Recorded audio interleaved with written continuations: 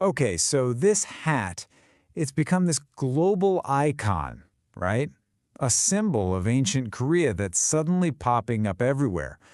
But the story behind it, well, it's way more surprising than you might think.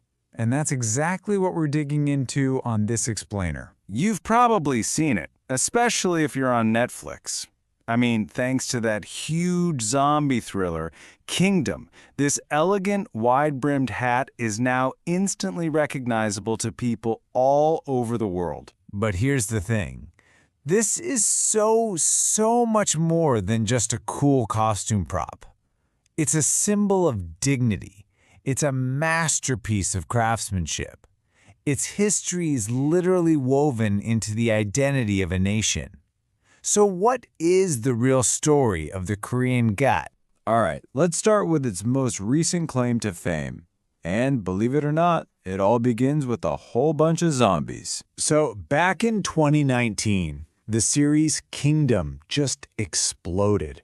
It wasn't just a hit, it was a full-blown cultural phenomenon.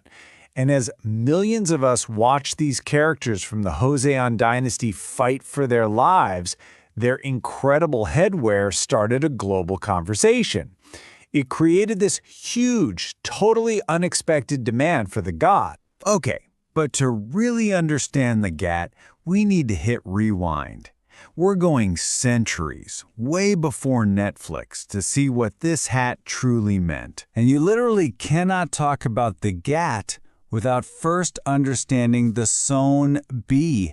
These were the classical scholars of Korea's Chosun dynasty. And they were men who are admired not just for being smart, but for their rock-solid integrity and their dignified, refined look. You see, for a Seonbi, this hat wasn't some optional accessory. No way. It was an absolutely essential part of their identity. Being seen without your traditional overcoat and your GAT?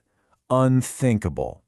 It was all part of achieving this refinement of attire, a way to physically show their scholarly virtue. Think of it like a 15th century LinkedIn profile, but you wear it on your head. Seriously. At just a glance, it could tell someone your social class, even what you did for a living.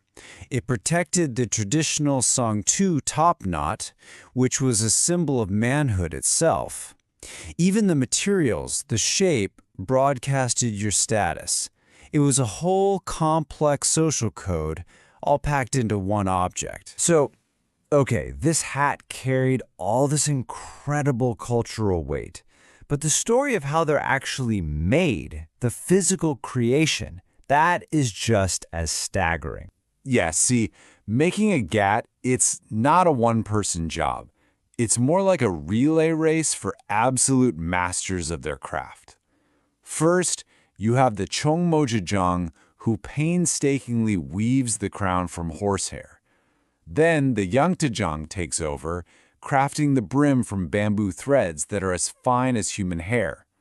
And finally, the Ipchijang takes these two impossibly delicate pieces and assembles them, finishing it all off with silk and lacquer. Just think about that for a second. That whole collaborative process, from the very first strand of horsehair to the final coat of lacquer, takes about 5 months for one single hat. It's a testament to a kind of dedication that makes mass production completely impossible. And as you can imagine, that incredible level of skill and time translates into some serious value.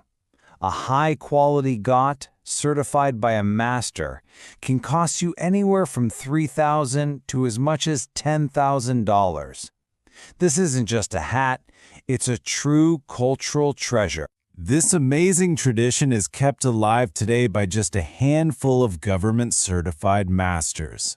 People like Jung Chun Mo, who started his training all the way back in 1958. He learned from the nation's greatest masters and has spent over 50 years preserving this art, even taking it to places like the Smithsonian to share its beauty with the world. So you've got this ancient art form with these incredibly deep roots.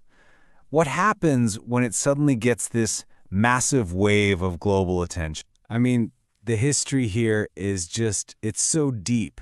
We can trace the GAT's ancestors all the way back to Korea's very first kingdom, Gojoseon. It became the icon we recognize during the Joseon dynasty, and get this, in 1964, the craft of making it, called ganil, was named a National Intangible Cultural Heritage. That was long before its pop culture comeback in 2019. And of course, with fame comes the fakes. You can go on Amazon right now and find something they call a GAT, but the difference is, well, it's profound. On one hand, you have a factory-produced costume piece made with cheap materials, and on the other, you have a priceless cultural treasure, the result of history, soul, and 5 months of masterful, painstaking work. So we've seen that the GAT is this incredibly profound piece of Korean culture. But what if its influence reached somewhere we never, ever imagined? Like into the very words we speak every day. Okay, this is where our story takes a really fascinating and unexpected turn. There's this provocative theory from linguistic researchers that suggests a direct link between this Korean icon and a word that, well, you use all the time. Just take a look at these two words, cat and hat. Researchers are now proposing that this similarity isn't just a coincidence. They think these two words might actually share the exact same ancient root. So here's how it could work. It's based on a really common pattern of how sounds change in languages over time. The hard G sound, that's the gu in Korean, is known to soften into an H sound, or h, over thousands of years. So based on this well-documented phonetic shift, some linguists have put forward this incredible idea that the English word hat might ultimately derive from the ancient word got. So the next time you put on a hat, maybe you'll think of the got, this masterpiece of art, this symbol of dignity, and the 5-month journey of the masters who created. It's a remarkable thought, isn't it? That a tiny echo of its history might have been hiding in our language all along?